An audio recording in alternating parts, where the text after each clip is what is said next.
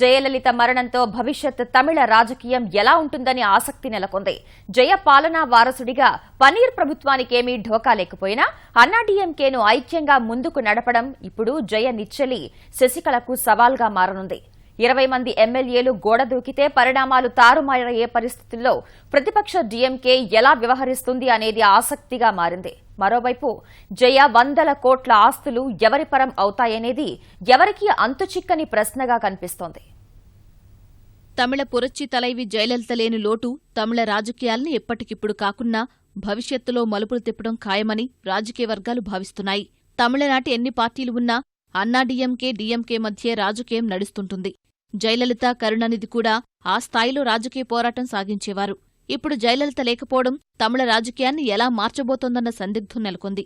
పార్టీలో అన్నీ తానై వ్యవహరించి ఎన్నడూ రాజకీయ వారసుడెవరనే చర్చకు ఆస్కారమివ్వని జయలలిత శకం ముగియడంతో అన్నాడీఎంకే భవిష్యత్, కరుణానిధి వృద్ధాప్య సమస్యలతో డీఎంకే ప్రస్థానం ఎలా ఉంటుందనే ప్రశ్న అందరి మెదళ్లను తొలుస్తోంది. జయ పాలనా వారసుడిగా పన్నీర్ సెల్వానికి పగ్గాలు అప్పగించినా పార్టీ పరంగా జయ నిచ్చెలి శశికళే తర్వాత పెద్ద దిక్కుగా కనిపిస్తోంది. గతంలో జయ ఆదేశాలతో నడుచుకునే సెల్వం ఇకపై శశికళ మార్గనిర్దేశంలో నడవాల్సి ఉండొచ్చన్న అభిప్రాయం వ్యక్తమవుతోంది. జయలలిత ఉన్నప్పుడు కూడా శశికళ, ఆమె కుటుంబ సభ్యులు తెరవెనుక రాజకీయం నడిపేవారు. అమ్మను కలవాలంటే ముందు చిన్నమ్మ గోడను దాటుకుని వెళ్లాలని అన్నాడీఎంకే వర్గాల్లోనే చర్చ జరిగేది. అంతలా పార్టీపై పట్టున్న శశికళ జయకు అంతిమ సంస్కారాలు కూడా తానే నిర్వహించడం ద్వారా ఓ పరోక్ష సంకేతం పంపినట్లుగా భావిస్తున్నారు. ఈ పరిస్థితుల్లో ఇక పోయస్ గార్డెన్ నుంచి శశికళే అన్నాడీఎంకే చక్రం తిప్పుతారన్న అభిప్రాయం బలంగా ఉంది. ఇక జయలలిత ముందు పెగలని అసంతృప్త గళాలు ఇప్పుడు అలాగే ఉంటాయా లేదా అనేది పన్నీర్ ప్రభుత్వ మనుగడకు పరీక్ష కానుంది.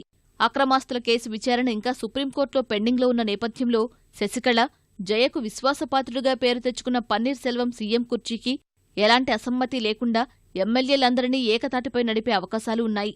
అన్నాడీఎంకేలోనూ వేరే సామాజిక వర్గానికి చెందిన లోక్సభ డిప్యూటీ స్పీకర్ తంబిదొరై మినహా శశికళకు వ్యతిరేకంగా వెళ్లే అవకాశాలు కనిపించడం లేదు. అయితే ప్రస్తుత శాసనసభ బలాబలాల ప్రకారం 20 మంది ఎమ్మెల్యేలు తారుమారైతే ప్రభుత్వ మనుగడ ప్రశ్నార్థకమయ్యే పరిస్థితి నెలకొంది. ఈ నేపథ్యంలో విపక్ష ఎమ్మెల్యేలను సఖ్యంగా పలకరించే డీఎంకే ముఖ్యనేత స్టాలిన్, కరుణానిధి రాజకీయ అడుగులు ఎలా వేస్తారనేది భవిష్యత్తును నిర్దేశించనుంది. ఒకవేళ తేడా వస్తే కేంద్రం రాష్ట్రపతి పాలన విధిస్తుందనే భయంతో డీఎంకే ఎలాంటి తొందరపాటు చర్యలకు పాల్పడకపోవచ్చన్న అభిప్రాయమూ వ్యక్తమవుతుంది. కేంద్రంలో అధికారంలో ఉన్న కమలనాథులు కూడా ఏదైనా సంక్షోభం తలెత్తితే అన్నాడీఎంకేతో కలిసే ఎన్నికలకు వెళ్లవచ్చని రాజకీయ వర్గాలు భావిస్తున్నాయి. మరోవైపు జయలలిత కోట్లాది ఆస్తులు ఎవరి పరం అవుతాయనేది ఆసక్తి రేపుతుంది. గత ఎన్నికల అఫిడవిట్లో ఆమె తన పేరిట 117 కోట్ల రూపాయల విలువైన ఆస్తులు ఉన్నట్లు ప్రకటించారు. అయితే ఆ ఆస్తులన్నీ ఎవరి పేరు మీద ఉన్నాయి, జయ ఏమైనా వీలునామా రాశారా అనేది ఎవరికీ అంతుచిక్కడం లేదు.